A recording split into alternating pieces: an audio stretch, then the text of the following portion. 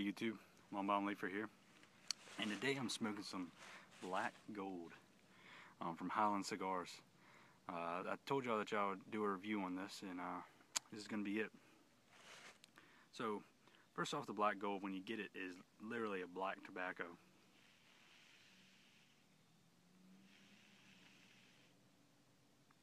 When you open up the bag, it smells like brownies, like a sweet brownie kind of smell. But when you smoke it, you get a very complex mix of flavors.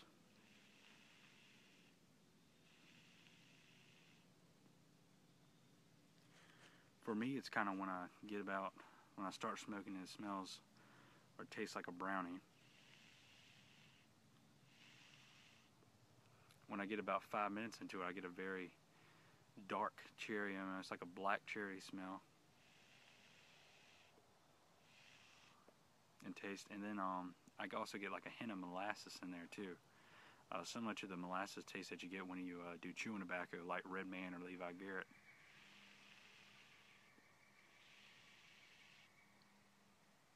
Very cool smoking, very easy to pack, stays lit very well. I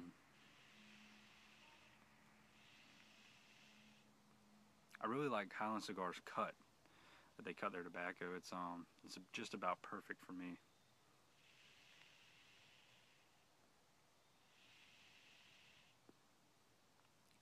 But I mean, I'm getting a lot of smoke right now, and it's smoking very cool. So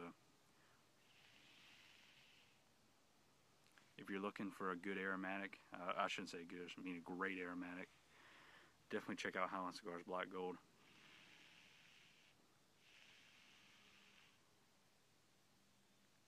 I've got their sampler pack, and the only blend that I did not really enjoy was Snowflake, and that's just because it burned hot. That's the only reason why.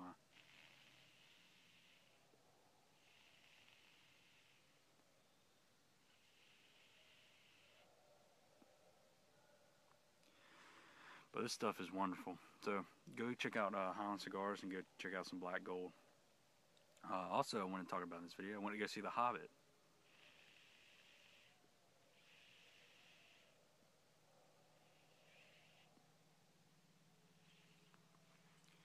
And as some of you may know, I really do enjoy reading Tolkien's books on Middle-earth.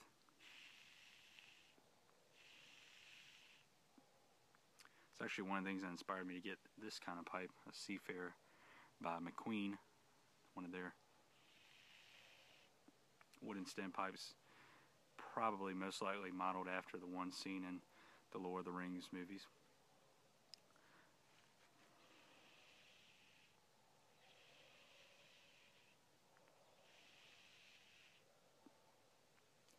But I've read The Hobbit 4 or 5 times. My most recent read-through was this past summer. So I'm very familiar with the book. And it kind of made me worried at first that splitting this book into a trilogy would be a little bit over excessive.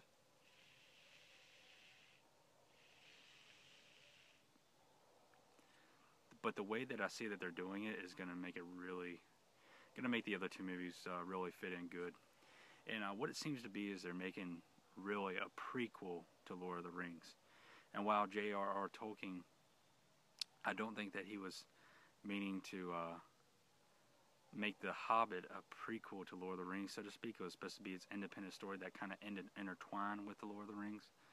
They're making the Hobbit a prequel to Lord of the Rings.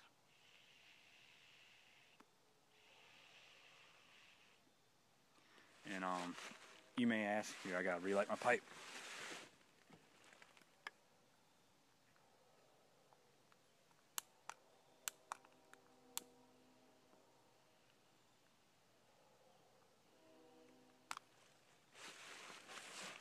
You may ask like how I know this, why I feel this way about it, and it's because, so, spoiler alert, don't listen any further if you haven't seen the movie.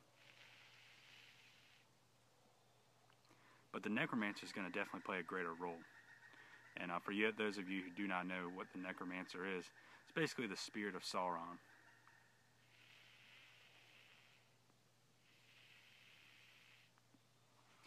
Also including, I mean, there was a big thing including the council with Galadriel, Saruman, and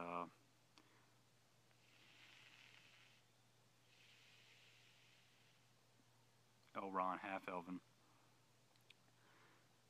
This just furthers my theory that they're really going to choose to bring out the prequel aspect to The Hobbit.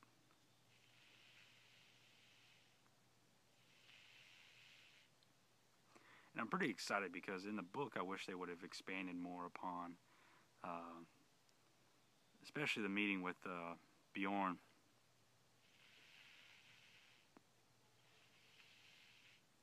Because that's a really cool part of the book. There's also the part where they get captured by the elves. That's going to be, I can see that being really funny with the way that they characterize the dwarves. But yeah, past my readings into the movies and how they're going to play out, Peter Jackson did a fantastic job with individualizing the dwarves.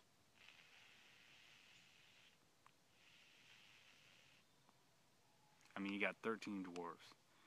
Let me see if I can name them.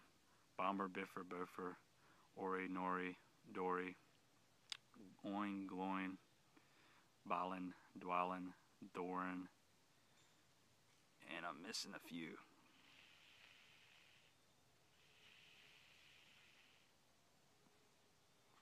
Feely, Keely.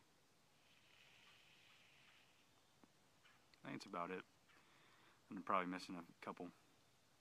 But they really made Thorin a great character. In the book, they really didn't. I didn't feel like Tolkien was really gonna. He wasn't going for individualization on the dwarves. The book was mainly focused on Frodo, while or not Frodo, Bilbo. But the movies really gave every character a chance to shine. So I applaud Peter Jackson for doing that. And one thing that people don't understand is that movies are a form of visual entertainment, okay? So they're fulfilling your imagination by watching the movie. And when you read a book, your imagination is fulfilled by words. You know, you're able to create the image in your head. So it's very hard and very different to create this visual imagery when so many people who have read the book have their own visual imagery. So trying to match that and trying to please everybody is going to be impossible. And also changing the story from, you know, that visual, that reading the book, going from words into the movie screen is a very difficult thing to do, and I think they did it well.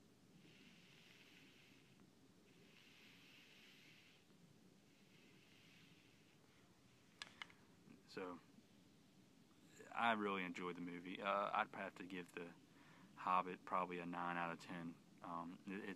It's definitely got a different atmosphere. It's definitely very lighthearted compared to The Lord of the Rings. Not nearly as depressing. It has a lot more funny moments. Even the meeting with Gollum in the bottom of Goblin Town was very, it had some very humorous parts in it. A lot of people were laughing. But anyways, go get yourself some black gold. I would give this tobacco about an 8 out of 10. I've moved my Hobbit's weed up to a 10 out of 10 at this point. From smoking these other aromatics, the Hobbit's weed is just a standalone, perfect aromatic tobacco for me. It's a lot heavier than the black gold. I feel like the black gold's a little bit lighter. So if you're looking for a heavier smoke, hit up the Hobbit's weed. Lighter smoke, hit up the black gold. But these are my two favorite aromatics at this point. And if I change those, I'll let you know. So, anyways, gentlemen and ladies, I'll catch y'all later. This is Long Bond Leafer. I'm signing out.